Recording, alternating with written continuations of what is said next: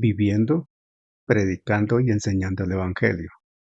En desarrollo de la misión de Dios, Ministerio Verdad y Fe presenta la siguiente enseñanza con la presencia viva y eficaz del Espíritu Santo. Que la gracia esté en su vida y deje una semilla viva en su corazón. Aleluya. Siéntese, por favor. Jesucristo observa y enseña. Ese es el título del mensaje hoy.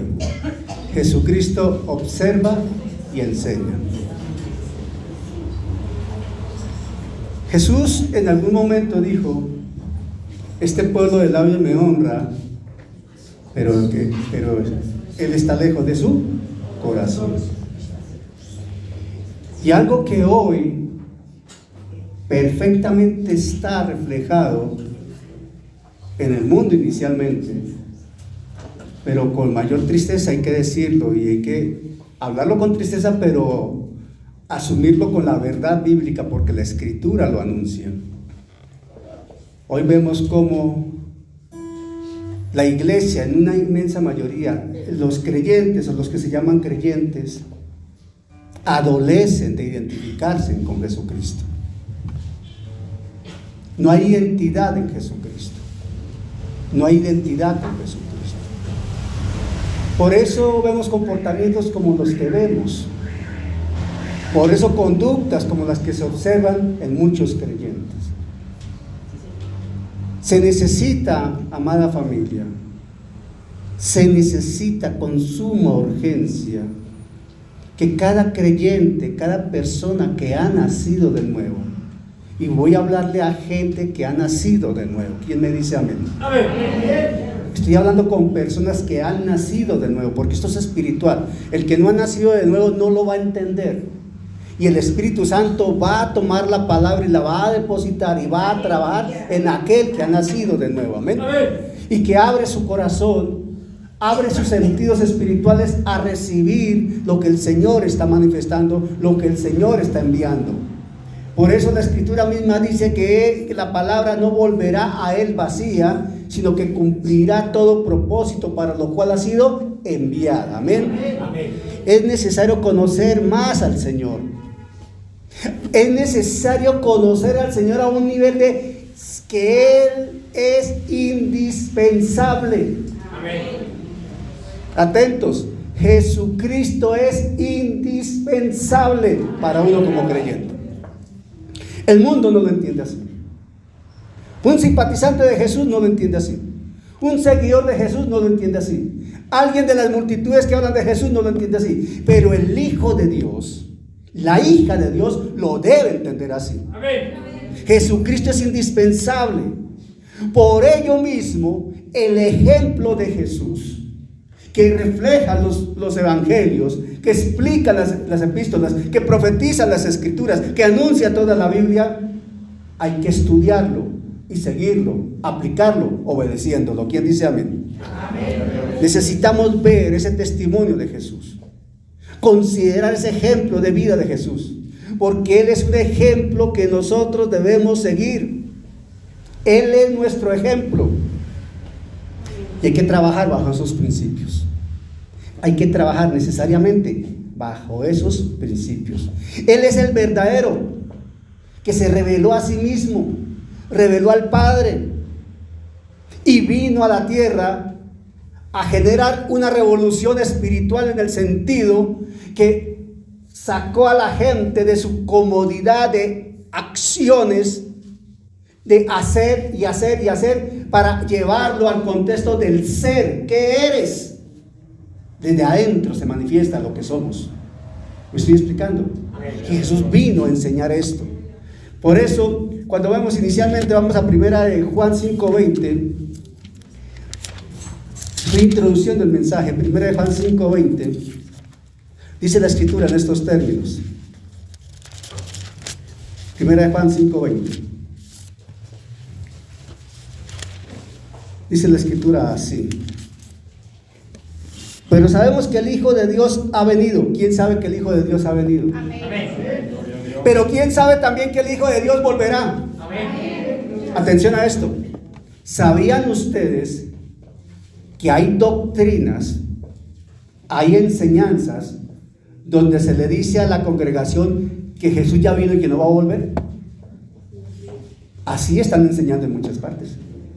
Nosotros claramente tenemos revelado en el corazón que Jesucristo va a venir por su iglesia y un día va a sonar la trompeta y nos vamos con Él. Amén. Y tenemos claro en el corazón que un día el Señor va a regresar la segunda venida como Rey glorioso a pisar esta tierra y la iglesia vendrá con Él. Son dos eventos diferentes. Él es el verdadero, pero sabemos que el Hijo de Dios ha venido y nos ha dado entendimiento para conocer al que es verdadero. Y estamos en el verdadero, en su Hijo Jesucristo. Este es el verdadero Dios y la vida eterna. ¿Quién? Jesucristo. Como es el verdadero Dios, como es vida eterna, es uno con el Padre, necesitamos entender que es indispensable contar con Él. Amén. Es necesario contar con Él. De Él dependemos y a Él nos debemos. Y ante Él un día rendiremos cuentas. Yo por lo menos deseo y en mi corazón está claro que yo quiero rendirle cuentas al Señor en el tribunal de Cristo. No en el juicio del trono blanco. Nunca. En el tribunal de Cristo. Y allá habrá recompensas, y habrá situaciones, pero quiero estar allá. Y como iglesia debemos estar allá. Amén. Por eso hay que entender la necesidad de caminar en coherencia con lo que Jesús ha enseñado, con lo que la Escritura señala en los evangelios para este caso. Hace unos días mi esposa hablaba de la EPS espiritual. ¿Quién se acuerda de eso? Y habla de la EPS espiritual que está en Mateo 4:23. Enseñar, predicar y sanar. Es el principio que Jesús enseñó y aplicó, el cual debemos seguir como creyentes.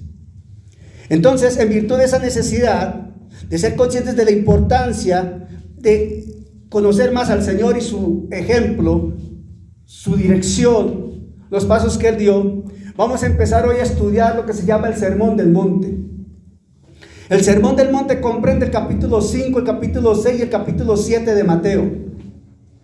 Y es coherente completamente con la enseñanza que se está llevando los jueves de fundamentos doctrinales. El jueves estamos enseñando sobre los fundamentos doctrinales del creyente. Y es coherente el Sermón del Monte porque el Sermón del Monte se enfoca, es como muchos lo llaman así, la Constitución celestial. Porque habla de lo que debemos nosotros hacer. Es necesario conocer qué dice el Sermón del Monte, porque ahí nos señala nuestro derrotero como creyentes. Nos señala qué debemos hacer como creyentes. En nuestro país tenemos una Constitución y hay unos parámetros establecidos en la Constitución, y como ciudadanos nos debemos a esa Constitución y debemos respetar esa Constitución, ¿sí o no? Y al país que tú llegues, tú no puedes pretender, si llegas a otra nación, que actúen de acuerdo a la Constitución colombiana. No, hay una Constitución local a la cual tú te acoges y respetas, ¿verdad? Dios tiene su Constitución. Está en el Sermón del Monte. Es un extraordinario resumen que hace Jesús enseñando de cómo debemos comportarnos nosotros. La conducta del creyente que se ve fundamentada en lo que se es desde el interior, desde el hombre nacido de nuevo. ¿Quién dice amén? Amén. Mateo 5 del 1 al 3. Le voy a pedir favor a mi esposa que lo tengamos allí en otra versión. Mateo 5 del 1 al 3, nos ponemos en pie, por favor. Vamos a leer la escritura con la reverencia correspondiente. Es el pasaje bíblico de base y así empezamos formalmente a enseñar el Sermón del Monte. Mateo 5. A mi esposa le fascina Mateo, a ella le fascina el Evangelio de Mateo, y dentro de Mateo a mí me fascina este Sermón del Monte y el capítulo 24 de Mateo, me parecen extraordinarios. Dice la escritura acá, leemos en el nombre del Padre, del Hijo y del Espíritu Santo. Amén. Mateo capítulo 5 versículos 1 al 3 dice: viendo la multitud, subió al monte y sentándose, vinieron a él sus discípulos. Y abriendo su boca les enseñaba diciendo: bienaventurados los pobres en espíritu, porque de ellos es el reino de los cielos. Bienaventurados los pobres en espíritu, señala esa en espíritu, no de, en espíritu, porque de ellos es el reino de los cielos. Amén. ¿Cómo dice allí, mamita, en la otra versión? Para que tengamos claridad al respecto. Escuchemos cómo dice allí. ¿Cuál vas a leer? Una traducción viviente dice así. Nueva traducción viviente dice, leemos 5, versículo 1 al 3. Cierto día, al ver que las multitudes se reunían, Jesús subió a la ladera de la montaña y se sentó. Sus discípulos se juntaron a su alrededor y él comenzó a enseñarles. Dios bendice a los que son pobres en espíritu y se dan cuenta de la necesidad que tienen de Él, porque el reino del cielo les pertenece. Amén. Amén. Sentémonos, por favor. La gracia divina nos presenta el Sermón del Monte. El Señor viene a corregir una cantidad de errores que hay en la interpretación de la Escritura del Antiguo Testamento. El Señor viene a poner a tono al pueblo que está equivocadamente aplicando la palabra. El Señor viene a enseñar lo que corresponde a la palabra que Él viene a revelar también. Empieza con la manifestación de las bienaventuranzas, una razón de gozo, de felicidad. Pero mire cómo empieza ese segmento: viendo la multitud. Viendo la multitud. Tengamos presente esto. A través de la Escritura, desde el Antiguo Testamento, hay muchos pasajes que nos enseñan que Dios siempre nos está observando. Amén, amén. Dios nos observa, hermanos. Dios no ha dejado de observarnos. Jesús nos observa. Él no ha dejado de mirarnos ni dejará de mirarnos. Los necios somos nosotros que creemos que podemos burlar a Dios. Los tontos, perdónenme la expresión, pero los tontos somos nosotros que pensamos que podemos burlarnos del pastor, de la pastora, del hermano, de la hermana, del esposo, de la esposa, y a Dios, y Dios pasa inocente. No, Dios nos está mirando. Tan claro es que dice el Salmo 139, si no estoy mal: mi embrión vieron tus ojos. Más aún, si nosotros vamos al Salmo 22, que es un salmo mesiánico, Salmo 22 dice así. Miren lo que dice el Salmo 22. Salmo 22. Aleluya. Verso 9. Pero tú eres el que me sacó del vientre, el que me hizo estar confiado desde que estaba a los pechos de mi madre. Sobre ti fui echado desde antes de nacer. Atención, sobre ti fui echado desde antes de nacer, desde el vientre de mi madre. Tú eres mi Dios. Y en el 139 dice: tu embrión vieron mis ojos. Dios nos está observando. Jesús siempre ha observado. Y en aquel momento estaba observando una multitud. Dice la Escritura: viendo la multitud. Y Él busca siempre la posibilidad, no, si Él siempre tiene una buena ocasión, un buen motivo y suficientes razones para empezar a enseñar. Atención, Jesús siempre enseñó. Él se caracterizó porque en todo momento enseñaba. Enseñaba con sus palabras y enseñaba con su ejemplo. Hoy enseña con sus palabras y sigue enseñando con su ejemplo. Dios siempre ha hablado. Jesús hoy habla. Y Él habla porque nos ama. Mire, si nosotros vamos a Hebreos capítulo 1. Vamos a Hebreos capítulo 1. Hebreos capítulo 1. De hecho, tal y como inicia Hebreos capítulo 1, versículo 1, es el único libro de la Escritura que inicia en esos términos tan contundentes. Dice Hebreos 1, verso 1 del capítulo 1 de Hebreos, dice: Dios, habiendo hablado muchas veces y de muchas maneras en otro tiempo a los padres por los profetas, en estos postreros días nos ha hablado por el Hijo. ¿Por quién? El Hijo. ¿Quién es el Hijo? Jesucristo. Pero mire, a quien constituyó heredero de todo y por quien asimismo hizo el universo. Y el versículo 3 habla de unas características de Jesús que lo hacen absolutamente Dios mismo. Amén. Dios habla. Y Jesús no va a dejar de hablar. Y como Él habla lo que sale del corazón de Dios. Entonces, ¿qué estamos llamados nosotros a hablar? La palabra de Dios. ¿Qué estamos nosotros llamados a vivir? La palabra de Dios. ¿Qué estamos llamados nosotros a enseñar? La palabra de Dios. ¿De qué estamos llamados a testificar? De la palabra de Dios. ¿De qué nos tomará cuenta el Señor en el tribunal de Cristo? De cómo obramos según la palabra de Él. No según el criterio humano, no según el concepto teológico, no según el concilio donde te congregabas, no según los criterios del hombre, es según la palabra de Dios. Amén. Jesús siempre observa, siempre nos estará observando, y el pueblo tiene necesidad de reconocer que Jesús lo está mirando. Necesitamos reconocer y aceptar que Jesús nos observa. Si nosotros reconocemos, aceptamos y tememos santamente porque Jesús nos observa, créame que nuestra conducta será absolutamente diferente. Nuestra conducta necesariamente debe ser diferente. Si entendemos y dejamos que el corazón nuestro sea lleno de la revelación de la palabra, como Dios me está observando, santo Dios, ¿cómo me debo comportar entonces? ¿Cómo se comporta el niño cuando el papá lo está observando? Y cuando el papá no lo observa, ¿hace sus pilatunas o no? ¿Cómo se comporta mucha gente cuando el pastor lo está observando? ¿Qué pasa cuando el pastor no lo observa? Dice el adagio popular, cuando el gato no está, los ratones hacen fiesta, ¿verdad?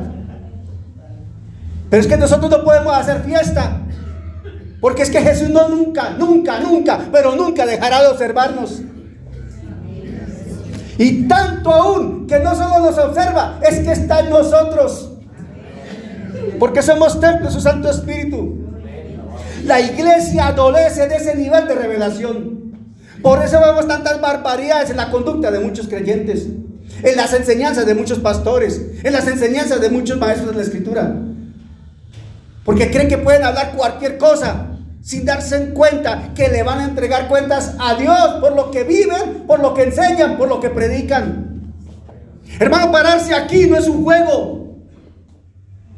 Pararse en esta tarima no es un juego. Es de santidad, de respeto, de temor reverente, de alabanza y adoración. Sentarse allí no es un juego. Porque si se viene uno a sentar en una banca, en un lugar consagrado al Señor, se entiende que uno viene a escuchar la voz de Dios, no la voz de los hombres.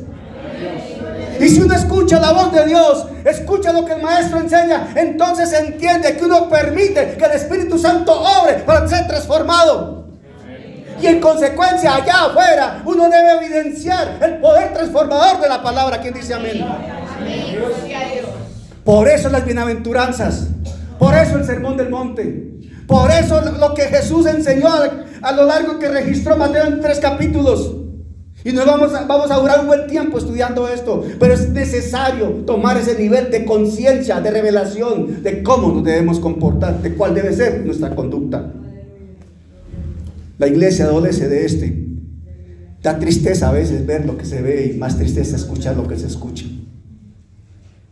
Da tristeza, hermano. A veces hasta lágrimas han rodado por mis mejillas, escuchando a un predicador que compara a Jesús con una prostituta. Eso no, hermano. Pero más tristeza da que la gente dice amén. ¿Qué clase de revelación tenemos?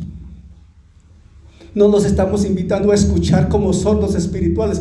Escuchen como los bereanos. Vayan a la Escritura y miren si no les está mintiendo.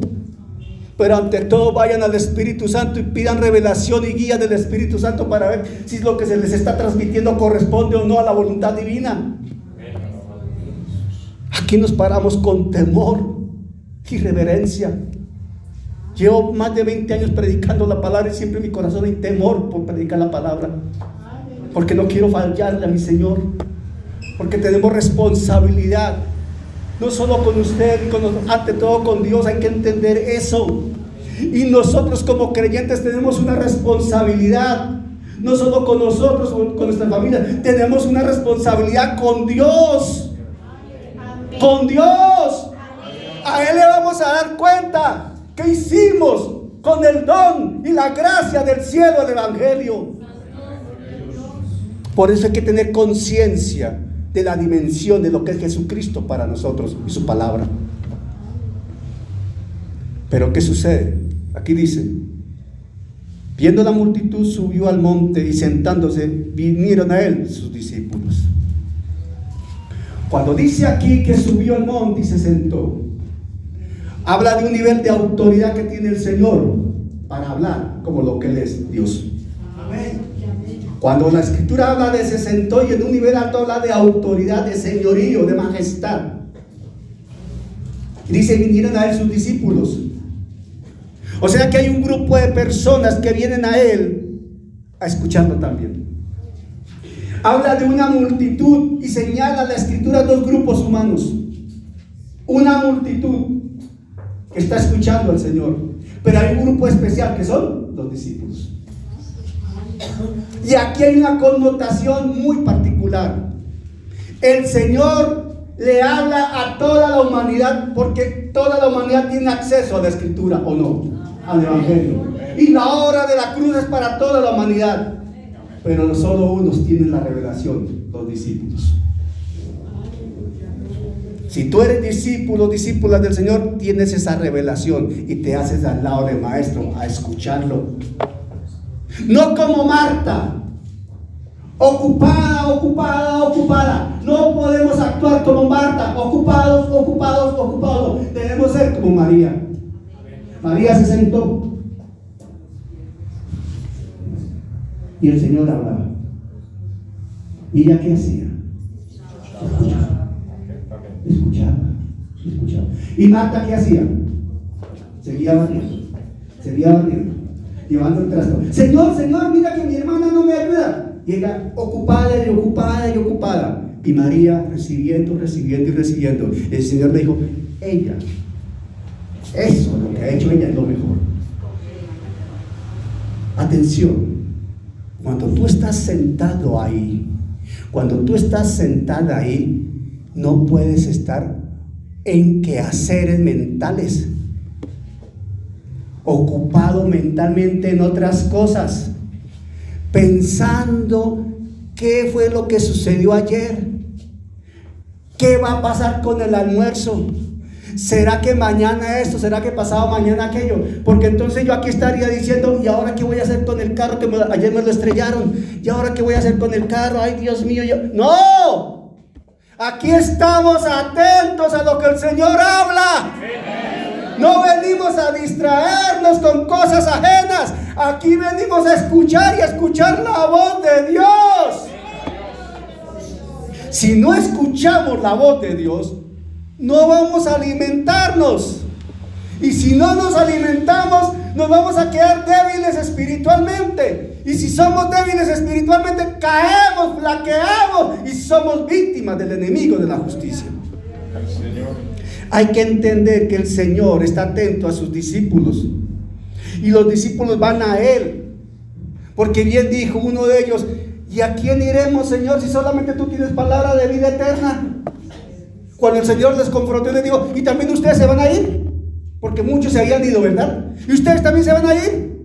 No, Señor, pero ¿a quién vamos a ir, Señor? ¿A quién? Si solamente tú tienes palabras de vida eterna. Ahí la clave es vida eterna. O sea, solamente la salvación está en ti. El cielo es contigo y el camino al cielo eres tú. ¿A dónde voy a ir, Señor? Si tú no estás conmigo, ¿qué voy a hacer? Así hay que estar con el Señor. Y ese debería ser un parámetro de oración. Señor, si no estoy contigo, ¿qué voy a hacer? Señor, si no voy contigo, ¿cómo voy a predicar?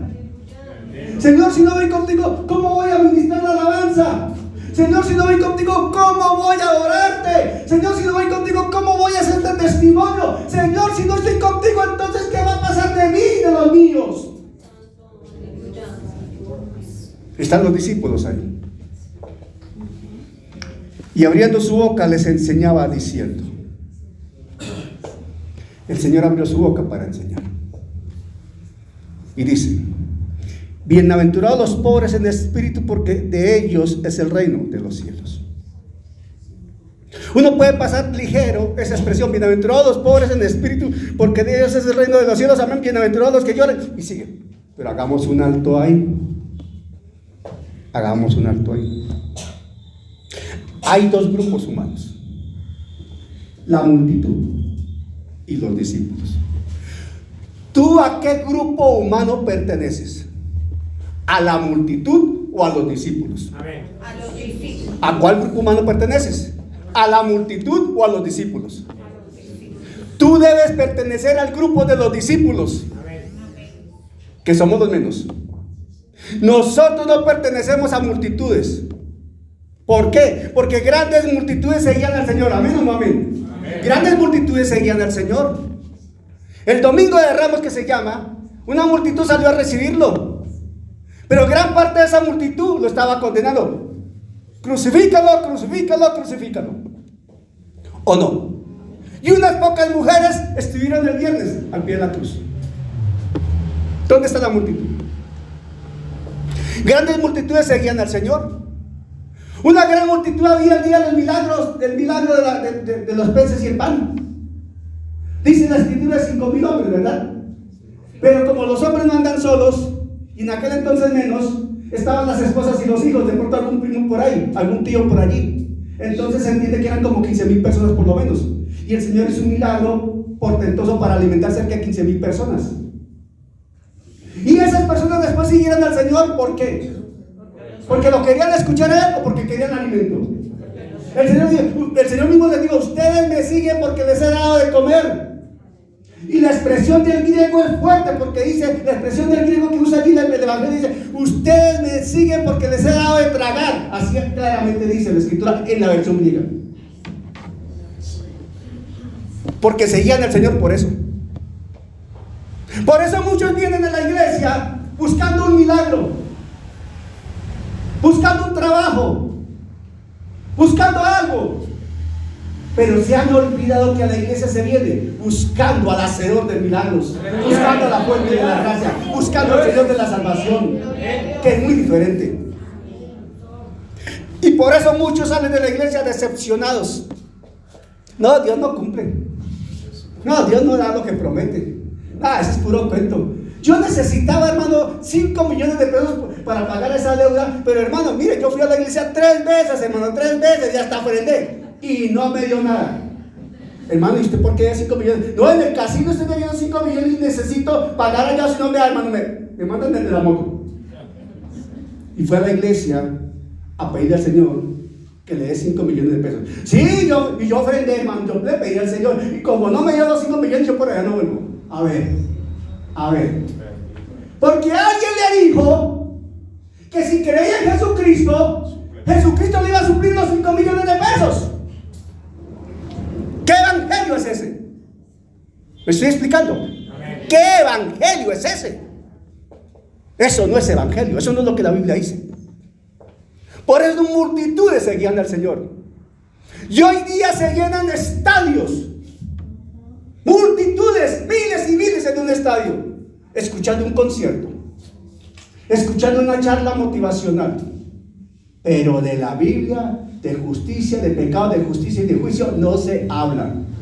¿Dónde está el evangelio?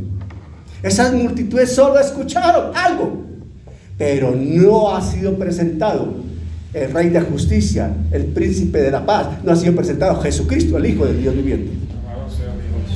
Grandes multitudes saben bastante de Él, sí. Hay mucha gente que sabe mucho teológicamente de Jesús. Mucho. Yo conozco eminentes teólogos que saben mucho de teología. Bastante. Doctorados en teología. Pueden tener premio Nobel en teología si lo hubiera. Pero de Jesús, el Hijo de Dios viviente como Salvador y Señor, no saben. Del Espíritu Santo, menos. ¿Me estoy explicando? Amén.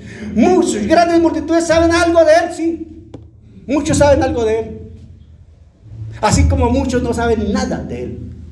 Testificaba un día un creyente que estuvo en la Plaza Roja de Moscú, después de que cayó la Unión Soviética, cayó el muro de Berlín. Fue a Moscú a llevar el evangelio. Fue a la Plaza Roja, cerca donde está el mausoleo de Lenin, Vladimir Ilich Lenin, y habló con un ruso. ¿Tú sabes quién es Jesús? ¿Quién es él? ¿Tú no sabes quién es Jesús? No sé quién es. ¿Sabes quién es Jesucristo? Nada, ¿quién es? Dios. ¿Aquí somos ateos? ¿Cuál Dios? Eso ha ido cambiando un poco desde que cayó la Unión Soviética. Pero hay muchos que no saben nada. Hay multitudes que no saben nada. Hay multitudes que saben algo. Hay multitudes que saben bastante porque han estudiado algo de ello. Hay multitudes que quieren escuchar de Jesús. Ojo con lo que estoy diciendo. Hay multitudes que quieren escuchar de Jesús. Pero ¿qué van a escuchar de Jesús si el obrero calificado no vaya a hablar la verdad de Jesús? ¿Qué van a escuchar de Jesús? Juega el balón porque el Señor te va a bendecir. Ve donde Jesús que Él te alivia los problemas de la vida. Ve tranquilo que Jesús te perdona todo y todo chévere. No, hermano. Si no se predica el evangelio partiendo del principio número 1, y es que el hombre sin Cristo está perdido. Si no se predica el evangelio desde ahí, todo lo demás se perdió. Grandes multitudes quieren escuchar a Jesús y grandes multitudes desconocen quién es Él. Atención, grandes multitudes desconocen quién es Jesús. Aunque sepan que es el Hijo de Dios, desconocen quién es Jesús. Parece una contradicción, pero no lo es. No lo es. Mucha gente te dice que Jesús es el Hijo de Dios, lo reconocen así. Pero ve y tú le preguntas si lo reconocen y aceptan como Dios. No. Como Salvador, tampoco. ¿Me estoy explicando? Okay. Se necesita, hermano, tener claro quién es Jesucristo. ¿Qué representa para nosotros? Y Él es todo. Él es todo. Amén, gloria a Dios. Las grandes multitudes no eran los únicos que escuchaban a Jesús. Sus discípulos escuchaban a Jesús. Pero hay algo que aquí hay que tomar muy en cuenta. Las multitudes escuchaban un mensaje, una prédica, como sucede cuando uno evangeliza, ¿verdad? Pueden haber 50 personas allí escuchando una enseñanza, una prédica, pero la revelación de la palabra, el propósito de la palabra, cumple un objetivo primero en los discípulos que la reciben y luego en aquellos a quienes el Espíritu Santo por misericordia los convence de pecado, de justicia y de juicio. Multitudes escuchaban a Jesús y recibían una enseñanza intelectualmente interesante, teológicamente muy motivante, pero espiritualmente nada pasaba porque no tenían la revelación. Los discípulos escuchaban la voz de su Señor, la voz de su Maestro, la voz de Dios y tenían la revelación que el Espíritu Santo sabe colocar en aquel que tiene hambre y sed de justicia. Oro para que el Señor coloque en esta congregación hambre y sed de justicia. Oro para que el Señor coloque en esta congregación ese deseo vehemente de recibir revelación espiritual de su santa y bendita palabra. Bien decía un maestro mío en el instituto bíblico. Nos decía este hombre que llevaba muchos años ministrando el evangelio. Decía él, si la iglesia, ojo con lo que voy a decir, si la iglesia entiende su posición en Jesucristo, si la iglesia entiende su condición en Jesucristo, si la iglesia entiende quién es Jesucristo, un altísimo porcentaje de los problemas y las consejerías se acabarían, porque la conducta necesariamente va a cambiar. Y te aseguro, por la experiencia que hemos tenido con mi esposa y escuchando a hombres de Dios de muchos años, la inmensa mayoría de los problemas que se tienen en los hogares, en las personas, en las relaciones. La inmensa mayoría de los problemas de los cuales son objeto las consejerías, la solicitud de orientación, la inmensa mayoría de los problemas surgen y corresponden a acciones que son desobediencias de uno. Porque si uno le obedece a Dios, las cosas cambian totalmente. Amén. Dios. Grandes multitudes le siguen a Jesús, sí. Pero la pregunta es, ¿le obedecen? ¿Le obedecen? Hazte la pregunta, no me contestes. Hazte la pregunta, ¿realmente yo he obedecido al Señor como Él quiere que le obedezca? ¿O le he obedecido como a mí me parece que le debo obedecer? Son dos contextos supremamente, diametralmente opuestos. Obedecer al Señor como a mí me parece que le debo obedecer, u obedecer al Señor como Él demanda que le obedezca. Y ustedes siempre me van a estar escuchando aquí eso. Y donde voy a predicar, donde enseño, siempre hablo de esos términos. Hay que obedecer al Señor en los términos de Dios, no en los contextos y conceptos nuestros. Las grandes multitudes no son las que precisamente expresan fe. No. Los discípulos son los que reciben la enseñanza y manifiestan la fe del Dios. Los discípulos. Por eso el Señor dice en Mateo, cuando habla de la gran comisión, que hay que ir a hacer discípulos. ¿Dice eso o no dice eso el mandato divino? Hay que ir a ser discípulos. Y para hacer discípulos hay que enseñar, hay que acompañar, hay que corregir, hay que exhortar, hay que estar pendientes. Incluso hay que disciplinar si se llega el caso, me estoy explicando. Pero hay que hacer discípulos. Y el discípulo básicamente se caracteriza porque imita a su Señor. Amén. Mateo nos enseña acá, hablando de la bienaventuranza: bienaventurados los pobres en espíritu, porque de ellos es el reino de los cielos. ¿Qué quiere decir con eso de pobres en espíritu? Hay una diferencia cuando se dice pobre en espíritu y pobre de espíritu. Yo recuerdo, yo tuve una experiencia de muchacho, no hace mucho realmente, hace poco. Era joven, era muy joven, pero hace poco realmente. Pasa muy rápido. Sí, pasa. Yo estaba terminando sexto bachillerato. En ese entonces no era 11, era sexto bachillerato. Y estaba terminando sexto bachillerato. Y yo una mañana me encontré con un compañero. ¿Qué más, Pinto? Me decían así. ¿Qué hubo, Pinto? ¿Qué más? ¿Usted qué va a hacer ahora que ya habíamos terminado el año? ¿Qué va a hacer? Y yo le dije unas palabras menos esto. No, hermano, la verdad es que no sé. Yo me siento como tan mal preparado, hermano, que me dan ganas como de repetir el sexto. El tipo se quedó mirándome. Le dije así, me dan ganas como de repetir el sexto. Miren la autoconfianza que yo me tenía, ¿no? Y el tipo me dice: uy, hermano, usted sí es muy pobre de espíritu, hermano. ¿Qué espíritu de superación el que tiene usted? Increíble. Y yo me quedé pensando: oiga, sí, ¿no?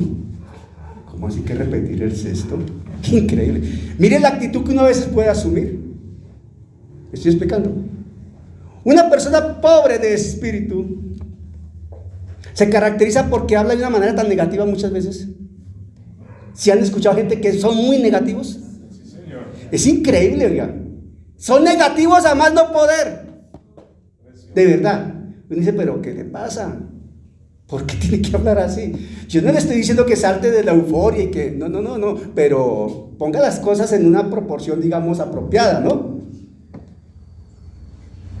El pobre de espíritu a veces quiere las cosas tan fácil que no quiere luchar por ellas. ¿Sí se han dado cuenta? La juventud de hoy se caracteriza por eso. Los mayores no me dejan mentir. Creo que todavía hay gente muy joven. Los mayores no me dejan mentir.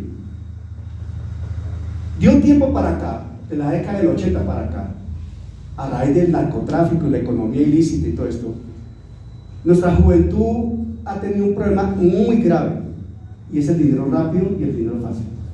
El dinero abundante, rápido y fácil. No importa que haya que hacer. La conciencia de prepararse, de trabajar, de ser juicioso, de ser disciplinado, de ser organizado, se ha ido perdiendo bastante. Hoy día los muchachos, por ejemplo, uno escucha y he escuchado a muchos. No, hermano, yo no estoy trabajando. ¿Por qué no trabaja, hermano? No, es que ya solo pagan el mínimo y usted qué sabe hacer, nada. Y le dieron la oportunidad de trabajar, sí, y le pagan el mínimo y no quiere aprender. No, hermano, ¿por qué me siguen dando que llegue a las 6 de la mañana, hermano? ¿Y usted no madruga? No, hermano, pero es que yo me acuesto a las 12 de la noche y necesito dormir. Por favor, ¿han escuchado gente más o menos con esa tendencia? Bastante. Por eso en nuestra nación hay muchos ninis. ¿Saben qué son los ninis, no? Ni trabajan ni estudian. No, seguro, ni trabajan ni estudian. Son millones. Y es que ¿saben qué es lo más grave? Que el gobierno los avala y los patrocina. Esa es la cultura que existe, y no solo en Colombia, a nivel general de muchas naciones. Una pobreza de espíritu absoluta. Yo un día hablando con muchachos, estaba hablando con un grupo de jóvenes en una charla de la iglesia, muchachos de un promedio de 15 años más o menos de edad, y le preguntaba a los muchachos, y me gusta preguntar y mirarlos a la cara: ¿cómo te ves tú cuando tengas 25 años? ¿25 años? No, pero ¿cómo te ves tú cuando tengas 30 años? No, pero 30 años y hasta ahora. ¿Cómo te ves tú cuando tengas 35 o 40? Y no proyectan ese nivel de vida, no se ven allá. Se ven solamente como si toda la vida fueran a tener 15. Y eso es un craso error. Craso error. Hoy, a la edad que yo tengo 64 años recién nacidos, aunque reflejo 40. Y para mi esposa siempre tengo 25. Pero a mis 64 años uno se pregunta: ¿y mi vida cuando tenga 80, 85, 88, cómo va a ser? Señor, yo quiero tener una vida tranquila. Estábamos visitando aquí al hermano Carlos Flores, ¿no? Carlos Torres, un hombre de 88 años, nos dijo, no, 88 años, lúcido, tiene alguna dificultad para moverse, pero es lúcido, habla bien, nos impactó tanto, me gustó hablar con él. Y dice: Dios, si estamos hablando de un pasaje de Moisés, donde Moisés, al cabo de los años, 120 años, pero lúcido también, con buena vejez, lo estoy explicando. ¿Cómo quieres tú llegar a tus 90? ¿O crees que no vas a llegar a los 90? ¿No han escuchado de muchachos hoy que están hasta ahora comenzando su vida laboral y uno les dice: hermano, pilas, tienen que empezar a pensar desde ahora en su pensión? Aporte, hermano. ¿Pensión? Yo nunca me voy a pensionar, hermano. Y así como están las cosas, no, hermano, eso... Hermano, si usted no tiene un proyecto de vida, en este momento se está engañando. Porque el resultado de hoy corresponde a las decisiones de ayer. Amén. Y uno debe tomar 3 decisiones esenciales en la vida, muy bien fundamentadas en la Escritura. Lo hablo como creyente. 3 decisiones que son esenciales para toda persona en la vida. Máxime si se es joven. Joven y bello y con buenas perspectivas. Tu decisión en lo económico. ¿Qué vas a hacer? Laboralmente. ¿Te vas a preparar? No estoy diciendo que estrictamente si no pasas por la universidad y eres doctor, PhD, no sé qué. No. Te vas a preparar para tener una actividad económica que te permita vivir dignamente y proveer para un hogar dignamente. ¿Te vas a preparar? O lo que te ganes te lo piensas gastar solamente en teléfonos celulares, en rumba, en cines, en licor y todo eso. Porque eso sucede hoy. Y aún dentro de la iglesia. Tu decisión económica. Tu decisión sentimental. ¿Con quién te vas a casar? Cuidado con quién te vas a casar. Porque el matrimonio es de toda la vida. ¿Con quién te vas a casar? Eso no es de ligerezas. Eso no es de hormonas. Eso no es de emociones. Eso es de guía del Espíritu Santo y decisión, voluntad. Amado sea Dios. Y la tercera, si no es creyente, tu decisión espiritual. ¿Crees o no crees? Son 3 decisiones determinantes. La tercera es la esencial de todas. Amén. Cristo tiene que estar presente. Necesariamente. Pero la pobreza de espíritu a mucha gente no le deja ver más allá de las narices. No les deja ver más allá de las narices. Y quieren todo así. al salto de la pulga. Y no es así. Yo converso con mi suegro, un hombre de 78 años. Él trabajó como operario en una empresa colomboamericana. Salió pensionado de allá. Él fue muy juicioso con su trabajo, muy responsable con su trabajo. Él fue de joven, trabajó, fue a prestar su servicio militar y bueno, pudo vincularse allá. Y desde muy tempranito tenía el objetivo claro de ser muy juicioso en su trabajo. Y él nos cuenta a cierto momento que él llegaba siempre temprano, estaba siempre en sus turnos, colaboraba y hacía bien lo que le mandaban a hacer, estaba atento a que todo estuviera en orden. Iba a su casa, volvía a su trabajo, en orden, se compró un lote, lo fue construyendo él mismo, ya tiene una gran casa por ahí en Fortibón, está pensionado y tiene su ingreso de pensionado respetable para que viva dignamente. Pero él siempre se comportó así. Y algo me dijo, hermano, y nunca me metí con los sindicatos. Nunca me metí con los sindicatos. Pero él habla de una disciplina, él habla de un orden de vida, él habla de un proyecto de vida que desde joven tenía. Hoy muchos jóvenes de eso, nada. Muchos creyentes de eso, nada. Hay una pobreza total de espíritu. Cuidado con eso, iglesia. Nosotros no podemos ser pobres de espíritu porque estamos derrotados antes de empezar la batalla. Y la Escritura nos dice que debemos librar la buena batalla de la fe. ¿O no dice eso la Escritura? Pobre de espíritu manifiesta que uno se la pasa mirando al suelo, no al frente. Y cuando tú te la pasas mirando al suelo, te vas a estrellar necesariamente. Si tú miras al suelo y no al frente, te estrellas, ¿o no? Te estrellas. Porque el pobre de espíritu no sabe lo que quiere. No sabe lo que quiere. No sabe para dónde va. Esa pobreza de espíritu es una actitud y una condición de vida para mucha gente. Y Jesús lo sabía. Jesús lo veía en su pueblo, aunque era bien religioso el pueblo, pero él lo veía. Y entonces viene aquí, bienaventurados los pobres en espíritu. Y le cambia el contexto. El pobre de espíritu, uno dice, está muerto espiritualmente. Porque no vive, ¿me estoy explicando? No vive. Pero cuando se nace de nuevo, en Jesucristo, cuando se nace de nuevo, la gracia del cielo nos hace pobres en espíritu. Ojo, ser pobre de espíritu no es para el mundo. Ser pobre de espíritu es para el creyente que ha nacido de nuevo. Ser pobre en espíritu es para el creyente que ha nacido de nuevo. Porque ser pobre de espíritu implica reconocer que dependemos de Jesucristo. Reconocer que Dios es todo. Reconocer la autoridad absoluta de la Escritura. Reconocer la necesidad del Espíritu Santo. Reconocer la necesidad de la oración. Reconocer la necesidad de la adoración, de la alabanza. Reconocer la necesidad de congregarnos. Reconocer la necesidad de la unidad como iglesia, del ser unidos como iglesia. Reconocer la necesidad de respetar esposo, esposa, amigos. Reconocer que solamente Dios hace todo bien y nosotros la embarramos y queremos hacerlo a modo propio. Cuando somos pobres en espíritu, nos es fácil hacer esto. Nos es fácil decir, Señor, no sé qué hacer. No sé qué voy a hacer. Háblame, Padre, porque en este momento me siento mal y no tengo ni idea de qué voy a hacer. Pero tú eres la fuente de toda gracia, mi Señor. Y a ti acudo, Padre, en el nombre de Jesús, para que sea tu Santo Espíritu dándome sabiduría y dirección. Pero antes de hacer algo, Señor, coloca la paz tuya, la paz que sobrepasa todo entendimiento en mi corazón. Oh Dios de los cielos, avivamiento, dominio propio, porque tú no me has dado espíritu de cobardía, sino de poder, de amor y de dominio propio. Y ayúdame, Padre, porque dependo de ti.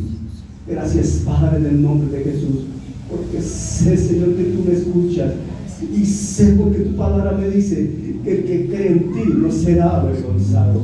Gracias, Padre, porque tú no me dejarás quedar en vergüenza. Amén.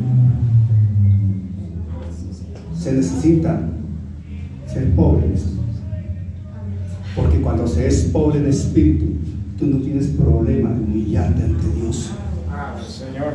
Tú no tienes problema de llorarle a Él.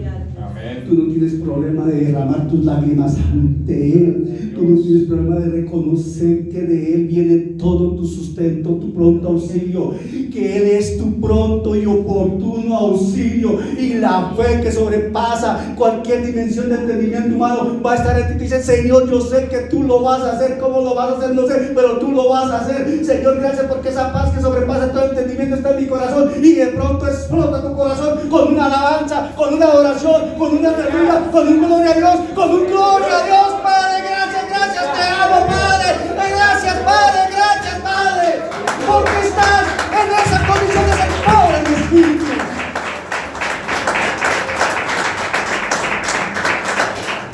Necesitas entender que cuando se es pobre en espíritu, no hay orgullo humano por encima tuyo. No hay orgullo humano en tu corazón. No hay vanagloria de hombre. Tú dependes solo de Dios. Cuando se es pobre en espíritu, uno abre los oídos y atiende lo que el Señor dice y hace, y no le protesta al Señor. Señor, es que a mí me parece que no. Señor, que a lo mejor que tampoco. Señor, pero es que no. Señor, tu palabra dice sí. Tú lo has decidido, sí. Tú lo has hablado, sí. Yo hago tu voluntad, Señor.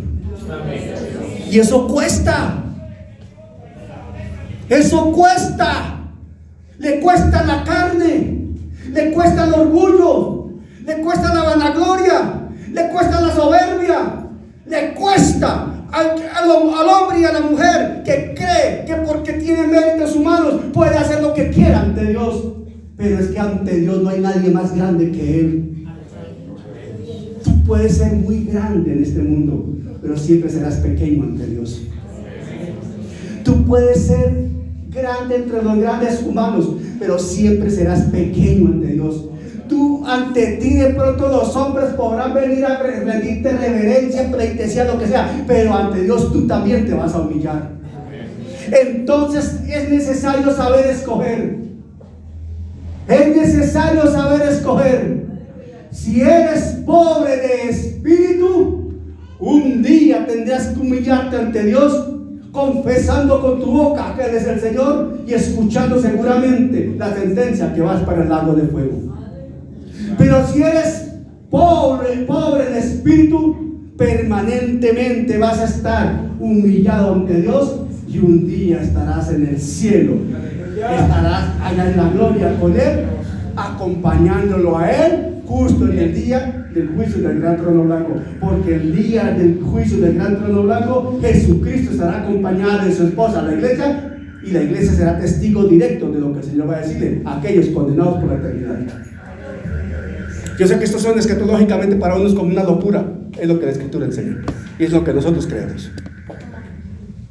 Por eso, mis hermanos, bienaventurados los pobres en espíritu, porque de ellos es el reino de los cielos.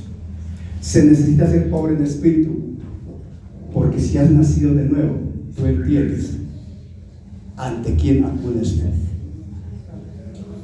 ¿A quién vas?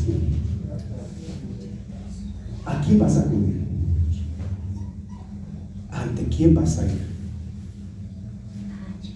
¿A quién le vas a hablar? ¿A quién vas a escuchar? ¿A quién le vas a hacer caso? Ponte de pie, por favor. Ven, mi amor. Aleluya. Mi esposa va a estar orando, ministrando esta palabra, porque yo sé que el Señor ha hablado a nuestros corazones. Y hasta ahora estamos empezando lo que es el Sermón del Monte. Y créame que vamos a ser muy edificados con estas enseñanzas del Sermón del Monte. Por gracia del Señor las estamos grabando, y las enseñanzas que estamos haciendo aquí están siendo grabadas y las estamos colocando a circular en el grupo WhatsApp de la iglesia. Si es necesario que la vuelva a escuchar, vuelva a escuchar. Si se la quiere regalar a alguien, regálesela, hermano. Lo importante es que la gente escuche la palabra del Señor. Amén. Amén. Vamos a estar puestos sobre nuestros pies y voy a volverles a recordar lo que dice Mateo 5:3 en la versión Nueva Traducción Viviente.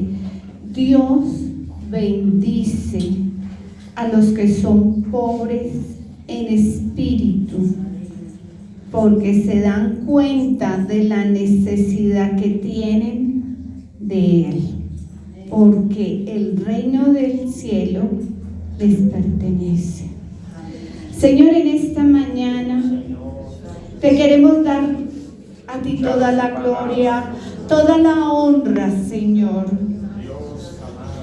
Padre y dador de vida, en esta mañana te queremos pedir perdón, porque tal vez hemos hecho cosas que no te agradan, porque tal vez, Señor, hemos entristecido a tu Santo Espíritu, porque, Señor, también hemos podido dejar de hacer cosas, porque sabiendo hacer lo bueno, no lo hacemos, Señor. En esta mañana, Señor, reconocemos que te necesitamos.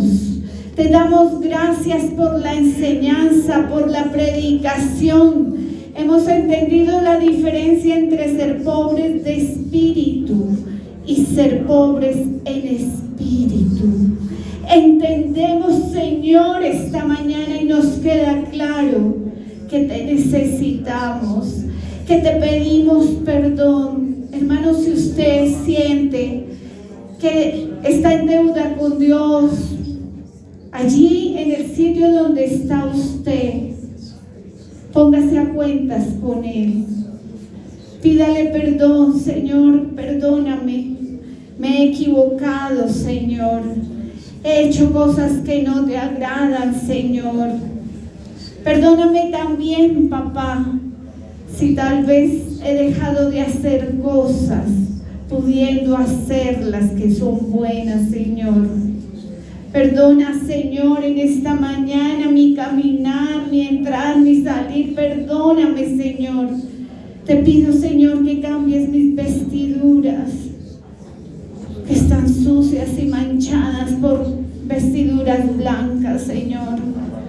Quiero en esta mañana ponerme a cuenta contigo. Perdóname, Señor. Yo sé que tú eres fiel, Señor, cuando yo confieso y me arrepiento y no lo vuelvo a hacer, Señor. Grande es tu amor. Tu palabra me dice que tú eres fiel para perdonar a aquel que confiesa su pecado y se arrepiente. Señor, en esta mañana nos ponemos a cuenta contigo. No queremos seguir llevando esa carga. Queremos salir diferentes, Señor. Queremos salir con vidas transformadas. No queremos salir igual que como llegamos, Señor. En esta mañana, Señor, te damos toda la gloria, toda la honra. En el nombre poderoso de Jesús. Amén y amén.